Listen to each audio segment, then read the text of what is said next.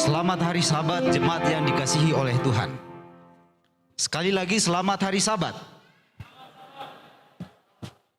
Terima kasih untuk waktu yang diberikan kepada kami. Hari Sabat ini kita akan belajar sekolah Sabat kita secara bersama-sama dengan judul besarnya adalah kejatuhan.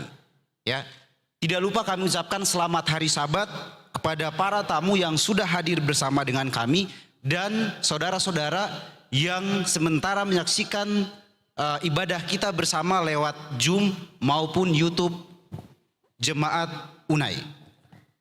Pada hari Sabat ini kita akan melihat pelajaran sekolah Sabat kita yang begitu menarik. Kenapa? Tadi kita sudah mendengar perkenalan teman-teman atau saudara-saudara kita yang akan memberikan pelajaran sekolah Sabat.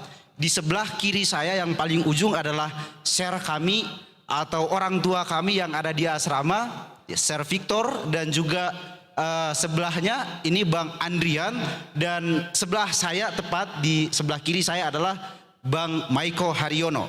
Nah, pelajaran sekolah Sabat kita pada hari Sabat ini sangat-sangat menarik. Kenapa?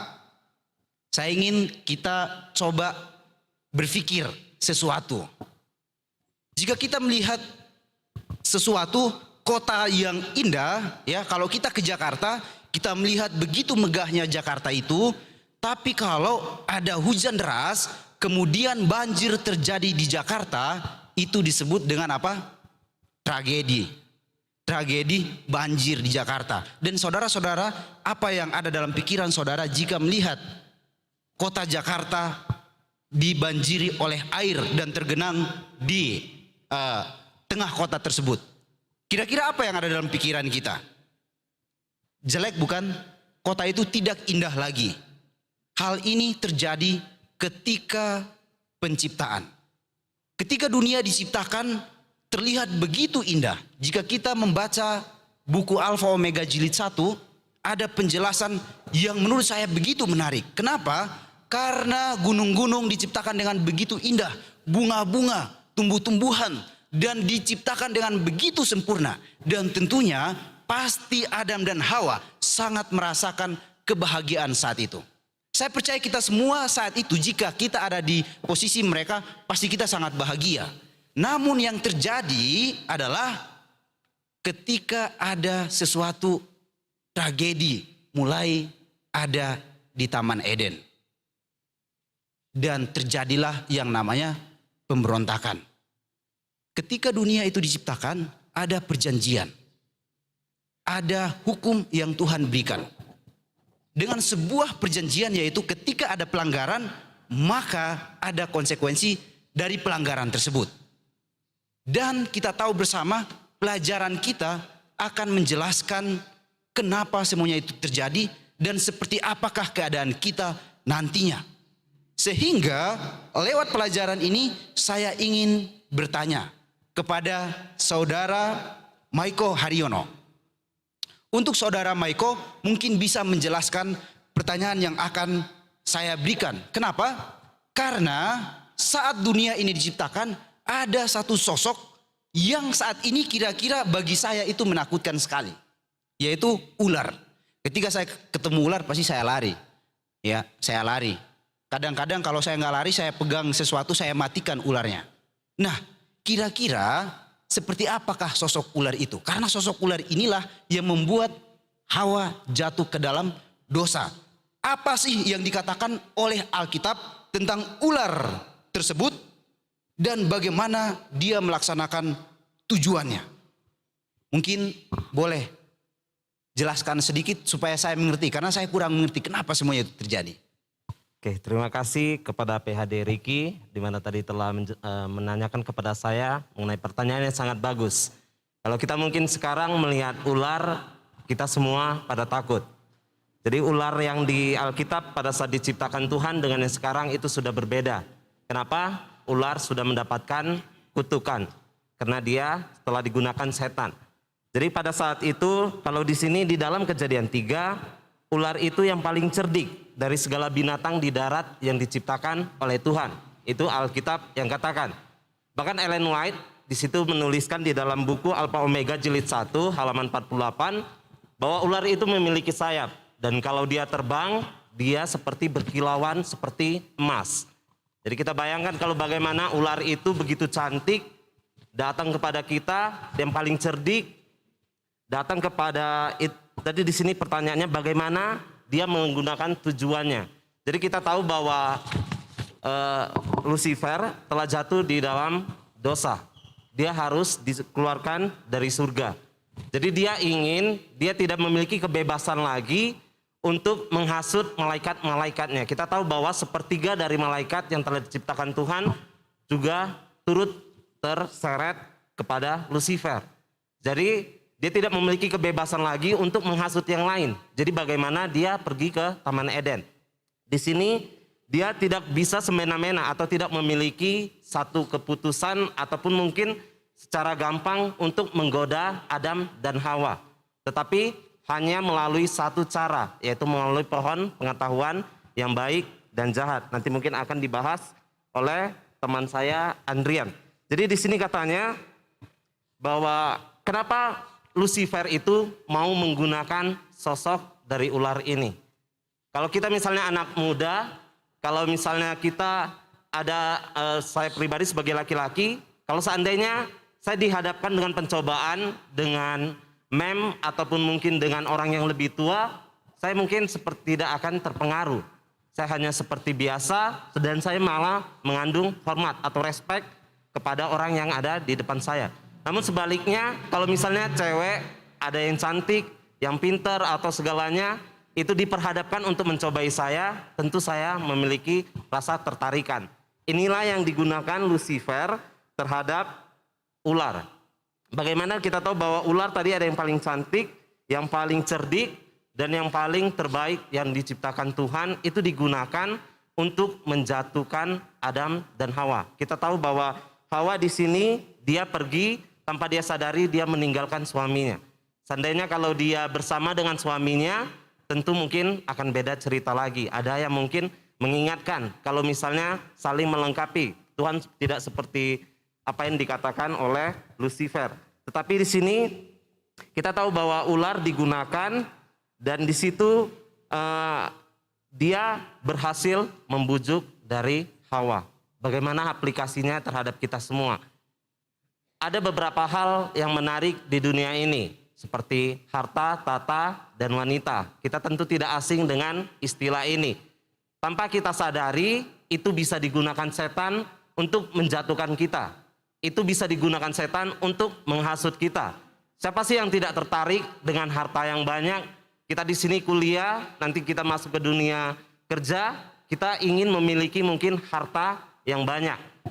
Kita misalnya saya sebagai cowok ingin memiliki pasangan yang mungkin sedap dipandang, atau mungkin saya bekerja di sebagai nanti kependetaan ingin memiliki mungkin jabatan yang tinggi. Siapa yang tidak tergiur dengan hal-hal yang sudah disediakan oleh dunia? Tetapi tanpa kita sadari hal-hal itu bisa digunakan setan untuk menjatuhkan kita. Jadi aplikasinya ketika kita misalnya tidak bersandar kepada Tuhan, kita tidak itu kaya, wanita, dan tata itu merupakan satu berkat. Tetapi itu bisa juga digunakan setan untuk menjatuhkan kita. Jadi kepada teman-teman semua, hal mungkin yang terlihat indah, terlihat mungkin enak dipandang, kita tahu bahwa Hawa jatuhnya melalui indera mereka. Pertama dia melihat dari mata, lalu dia mendengar apa yang ular katakan dari telinga. Dia di situ dari indera itu, informasi itu ditangkap masuk ke otak, sehingga dia berpikir tentang hal yang lain. Tuhan berkata seperti ini, ular berkata seperti ini, jadi dia bimbang. Bagaimana dengan kita? Mungkin dalam sekitar kita, kita melihat sesuatu yang indah, atau mungkin satu untuk anak muda sekarang zaman milenial mungkin game ya, lebih kepada games, ataupun mungkin tontonan film-film, itu kita lihat yang sedap dipandang, enak dilihat, tapi ternyata tidak perlu banyak-banyak poin yang digunakan setan untuk menjatuhkan manusia. Dia hanya memelintirkan sedikit perkataan Tuhan, dia bisa menjatuhkan Hawa. Saat ini juga hal-hal seperti itu, misalnya seperti tontonan ataupun mungkin musik dan yang lainnya, bisa digunakan oleh setan untuk menghasutkan kita. tidak perlu hal yang banyak, tetapi hanya sedikit dapat menjatuhkan kita. Jadi lebih bagi di sini disarankan dari pelajaran ini supaya kita lebih waspada. Mungkin itu. Terima kasih. Oke, terima kasih. Jadi ular itu hal yang nyata, bukan fiktif, dan juga setan itu memang ada, tapi ular itu digunakan oleh setan. Ya, begitupun dengan aplikasinya adalah hal yang terlihat menarik, terlihat indah. Ya, tadi sudah disebutkan itu juga bisa menjadi alat setan supaya menjatuhkan umat-umat Tuhan. Jadi di posisi manapun kita, selalu kita harus memandang Tuhan. Kira-kira aplikasinya begitu ya saudara ya. Oke, tapi saya masih bingung dengan pelajaran ini. Saya ingin bertanya untuk saudara Andrian. Ya, saudara Andrian, sebenarnya kalau kita membaca buku Kejadian, ada 2 perintah yang ada di Taman Eden saat itu sebelum kejatuhan. Ya, sebelum kejatuhan ada 2 perintah, yaitu perintah Tuhan dan perintah setan. Ya, ada perintah Tuhan dan perintah setan. Kedua perintah tersebut berbeda satu dengan yang lainnya. Nah, apakah dampak dari kedua perintah tersebut? Berikan alasannya masing-masing. Baik, terima kasih. Yang pertama, Tuhan memerintahkan Adam dan Hawa, manusia pada saat itu, jadi mereka bisa makan semua buah dari pohon-pohon yang ada di taman itu. Akan tapi ada satu pohon yang buahnya tidak boleh dimakan, yaitu buah pengetahuan baik dan yang jahat. Nah, sedangkan si iblis dia mencoba untuk menggoda Hawa dengan tipuan yang sangat-sangat luar biasa tentang ketika perempuan makan buah pengetahuan baik dan jahat, dia menawarkan keabadian dan menjadi seperti Tuhan. Nah, secara manusia ini pada waktu itu, khususnya Hawa, dia merasa bingung karena perkataan manis dari si ular membuatnya bingung dan bimbang, sehingga dia susah untuk membedakan apakah ini benar atau tidak. Nah, kenapa Hawa pada saat itu menjadi bimbang? Karena tipuan iblis, dia menggunakan kebenaran dicampur adukan dengan tipuannya. Jadi jika seseorang tidak paham betul tentang firman Tuhan, maka akan mudah baginya untuk ditipu iblis. Dan akhirnya Hawa tergiur dan buah itu dan makan. Selanjutnya suaminya si Adam juga karena rasa sayangnya kepada Hawa, dia juga akhirnya memakan buah tersebut. Nah, tipuan-tipuan iblis bukan hanya berakhir di Taman Eden, tetapi hingga pada saat ini, di zaman kita ini. Secara diam-diam, cara berpikir bahwa mendapatkan keabadian dan menjadi seperti Tuhan, sudah masuk dalam budaya orang Yahudi Kristen. Dan akhirnya ada sampai saat ini di gereja-gereja. Jadi buat kita semua untuk selalu berhati-hati, karena terkadang tipuan iblis itu terdengar seperti firman Tuhan. Jadi jalan keluar yang harus kita miliki saat ini adalah mari kita banyak-banyak belajar Alkitab, mari kita banyak-banyak membaca firman Tuhan, sehingga kita dapat membedakan mana yang tipuan iblis dan mana yang firman Tuhan. Sekian. Oke, terima kasih. Jadi kedua perintah tersebut, kalau Tuhan memerintahkan supaya jangan makan, ya, tapi setan memerintahkan kalau kamu makan, kamu akan hidup selamanya. Kamu akan menjadi seperti Tuhan. Tapi dampaknya adalah apa? Mereka diusir dari Taman Eden, ya. Kira-kira begitu. Dan perintah Tuhan itu sebenarnya itulah yang harus kita ikuti. Kenapa? Karena dampak dari apa yang diperintahkan oleh setan itu terjadi kesusahan, yaitu kita saat ini. Oke, saya masih bingung lagi, Sir Victor nih. Ya, saya ingin bertanya lebih dalam lagi. Jadi saudara-saudara perhatikan dengan baik pelajaran kita. Untuk Sir Victor saya ingin tanyakan, kira-kira apa yang mendorong Adam dan Hawa untuk memilih bersembunyi dari hadapan Tuhan saat itu? Ketika mereka jatuh ke dalam dosa, kan lari tuh, mereka sembunyi, ya. Padahal selama ini mereka selalu bersama-sama sebelum terjadi pelanggaran. Nah, dan apa makna dari pertanyaan Allah? Adam, di manakah engkau? Baik, terima kasih Riki. Di dalam pelajaran hari Selasa, penulis pelajaran Selasa Sabat kita dengan tegas memberikan satu kalimat pertanyaan Allah, di manakah engkau? Apakah Allah tidak tahu di mana mereka bersembunyi atau sedang berada atau duduk atau sedang berbuat apa di taman itu? Tentu Allah tahu. Hamba Tuhan Nyonya White memberikan satu informasi tentang kalimat ini. Adam, di manakah engkau? Hawa, di manakah engkau? Itu mengartikan, apakah kalian berdua masih tetap setia kepadaku? Apakah hatimu masih engkau berikan kepadaku? Itu untuk memastikan agar Adam dan Hawa menyadari bahwa mereka sekarang sudah berada di situasi yang berdosa. Mendorong mereka untuk membutuhkan solusi daripada masalah yang mereka sedang hadapi. Ketika manusia itu jatuh ke dalam dosa, ada dua usaha yang mereka buat secara manusia. Yang pertama, mereka bersembunyi. Kemudian yang kedua, mereka membuat cawat, membuat alat penutup tubuh karena mereka sudah sadar diri mereka yang sudah telanjang. Dua usaha ini adalah usaha manusia untuk menutupi dosa. Dan dua usaha ini juga adalah usaha yang sia-sia. Pelajaran Selasa Sabat kita memberikan satu aplikasi kepada kita.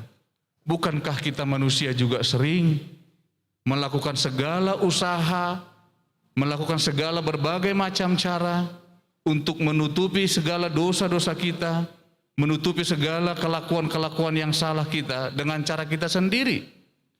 Rasul Paulus menyatakan bahwa tindakan yang dicela Paulus dengan cara menutupi dosa dengan cara manusia adalah kebenaran melalui perbuatan. Allah memberikan jalan keluar yang pasti, menyediakan jalan keselamatan di dalam Yesus Kristus. Allah dengan pasti menyembelih kambing domba untuk mengambil kulitnya dipakaikan kepada Adam dan Hawa. Itulah solusi yang pasti. Kalau kita memiliki banyak kekurangan dan dosa, biarkan Tuhan yang menutupi segala dosa kita. Jangan cara-cara manusia, karena cara manusia selalu gagal. Adam, di manakah engkau? Memastikan apakah Adam masih setia kepada Tuhan. Dan sekarang pertanyaan yang sama juga ditanyakan kepada kita. Apakah engkau masih setia kepadaku? Dan kita harus jawab, Tuhan, aku masih setia kepadamu. Terima kasih. Wah, luar biasa. Saya ada satu pertanyaan yang lebih dalam lagi. Kalau begitu, kira-kira pengharapan apakah yang Tuhan berikan kepada manusia sehubungan dengan nasib ular? Pertanyaan ini saya tanyakan untuk Saudara Maiko. Oke, terima kasih kepada PHD Riki atas pertanyaannya. Kira-kira apa pengharapan yang Tuhan berikan dari kita mengetahui mengenai nasib daripada ular? Mungkin jawaban ini bisa kita lihat di pelajaran sekolah sahabat kita pada hari Rabu. Di dalam Kejadian 3 ayat 15, firman Tuhan berbunyi, Aku akan mengadakan permusuhan antara engkau dan perempuan ini, antara keturunanmu dan keturunannya. Keturunannya akan meremukkan kepalamu, dan engkau akan meremukkan tumitnya. Jadi kalau misalnya kita dalam sebuah film, kita nonton spoiler, kita sudah tahu akhir dari kisah mengenai apa yang akan terjadi untuk penutupan dunia ini. Nasib ular ini di dalam Kejadian 3 ayat 15, dia paralel di dalam Wahyu 12 ayat 7. Jadi artinya dari yang peristiwa pertentangan besar itu pada mulanya terjadi di surga ke Taman Eden, sampai sekarang juga terus terjadi sampai kepada pertentangan akhir zaman. Artinya apa? Di sini peristiwa di dalam Kejadian 3 ayat 15, dia seperti pembalikan dari kisah penciptaan. Kalau dari kisah penciptaan kita lihat bagaimana Tuhan katakan semua itu baik, merupakan satu berkat, menuju kepada kebaikan. Justru penghakiman mengarah kepada hal sebaliknya, di mana penghakiman itu lebih kepada kutuk dan kepada keburukan. Tetapi di balik semuanya itu ada satu pengharapan akan janji keselamatan yang Tuhan sudah berikan. Artinya apa? Sejak awal umat manusia diberi harapan akan ada jalan keluar dari kekacauan mengerikan yang datang dari pengetahuan tentang kejahatan. Ini adalah sebuah harapan yang bisa kita bagikan sekarang. Ini adalah yang kita nantikan. Bagaimana kita tahu bahwa ular itu akan diremukkan kepalanya? Ya, walaupun Yesus atau keturunan daripada Yesus, Yesus sendiri harus tumitnya harus remuk, dan tetapi katanya ular malah kata kepalanya mati. Jadi apa aplikasinya bagi kita? Kita tahu bahwa ketika satu hal atau peristiwa, kalau misalnya sudah kita tahu endingnya, di sini kita diberi kesempatan untuk memilih. Kita mau menjadi pengikut Tuhan atau pengikut dari iblis atau setan. Kalau kita misalnya mengikuti iblis, kita juga akan mendapatkan penghukuman seperti yang sudah disediakan Tuhan untuk iblis. Nah, kalau kita mengikut kepada Tuhan, maka kita akan memperoleh satu keselamatan. Walaupun mungkin mengikuti Tuhan itu kita harus menghadapi begitu banyak penderitaan atau beban berat akibat konsekuensi dosa yang sudah kita buat. Walaupun semuanya itu harus kita alami, harus kita tanggung, kita tetap harus ingat kepada janji Tuhan, akan janji pengharapan dan juga keselamatan yang sudah Tuhan sediakan. Jadi pada saat ini mengenai nasib ular, kita disuruh pilih ikut Tuhan atau ikut setan. Mungkin itu yang bisa saya sampaikan. Terima kasih. Wow, amazing ya. Ternyata ketika kita merasakan begitu pahitnya dosa setelah kejatuhan, ada pengharapan yang Tuhan berikan kepada kita. Terima kasih untuk saudara Maiko. Pengharapan yang Tuhan berikan adalah pengharapan kelepasan. Nah, kira-kira untuk saudara Adrian, apa yang terjadi kepada manusia setelah kejatuhannya? Mungkin boleh jelaskan sedikit saja.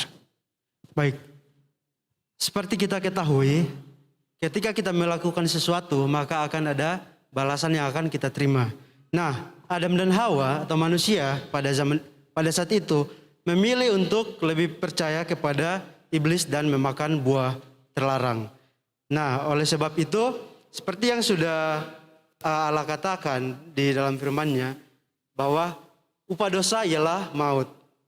Jadi manusia ketika dia berdosa, memakan buah pengetahuan baik dan jahat yang tadinya dilarang Tuhan, maka dia akan mati. Akan tetapi kematian dalam konsep ini bukanlah kematian yang sekarang, kematian duniawi kita, melainkan kematian kekal yang akan terjadi pada saat penghakiman atau pada saat kiamat, kedatangan Tuhan Yesus yang kedua kali.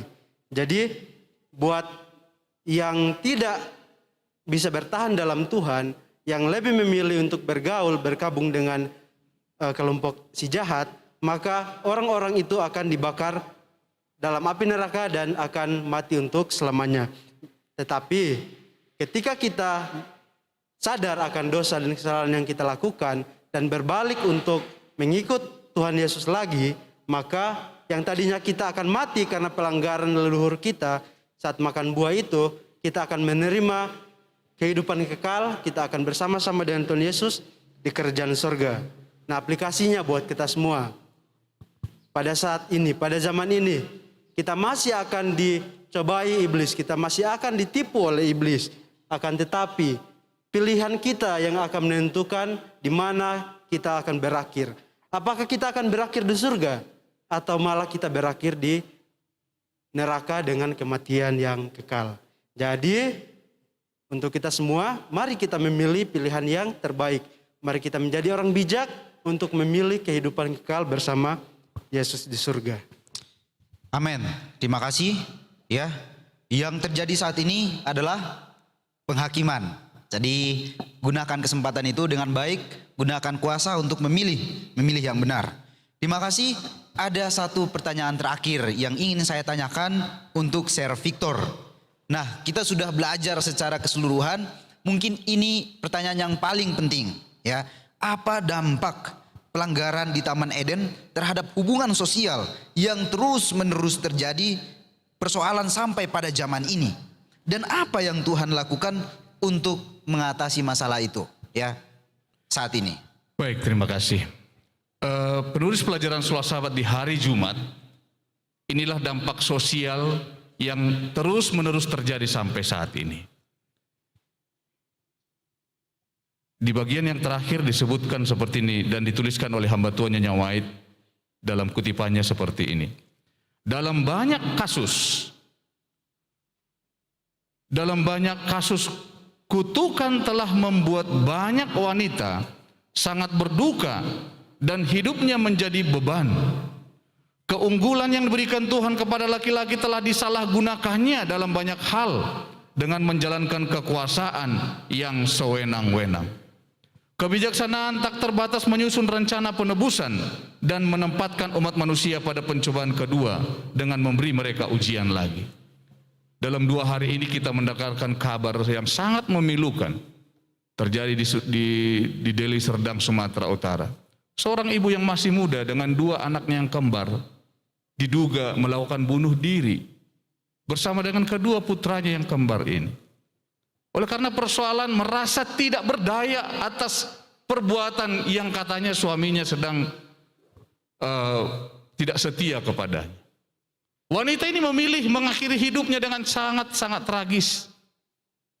Itu salah satu dari ribuan bahkan jutaan persoalan hidup umat manusia. Ketika Allah berkata menyampaikan hukuman yang akan diterima oleh laki-laki dan perempuan itu, dampaknya kita sekarang rasakan sampai hari ini. Kaum wanita merasa kelompok yang selalu teraniaya. Kaum laki-laki merasa menjadi orang yang superior di dunia ini. Tetapi kita bersyukur kepada Tuhan. Dia membangun satu lembaga yang namanya gereja. Dan di hadapan Tuhan semua umat manusia sama di hadapannya. Tidak ada laki-laki, tidak ada perempuan, tidak ada orang Yahudi, tidak ada orang Yunani. Semua kita di hadapan Tuhan sama. Hidup berdampingan bersama-sama. Kita adalah putra dan putri Allah. Dan kesempatan mendapatkan keselamatan itu juga sama. Itu sebabnya datang kepada Tuhan. Keluarga kita bawa kepada Yesus. Supaya penganiayaan, kesusahan, sakit hati, dan duka cita yang dialami oleh dunia oleh karena kutukan itu tidak terjadi kepada kita.